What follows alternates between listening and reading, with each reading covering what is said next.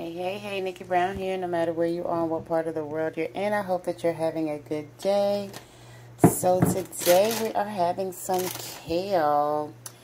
I put half the bag in the pot and I added some, well, I rinsed and cleaned them with baking soda. And I added a little EVOO and some Slap Your Mama. Kept it really simple. And you know greens cook down to almost nothing. So that's what's left. It did shrivel down.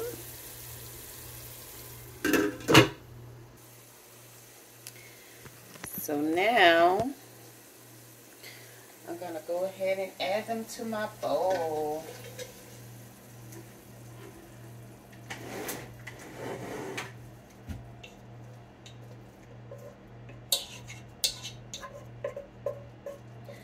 Sometimes I add like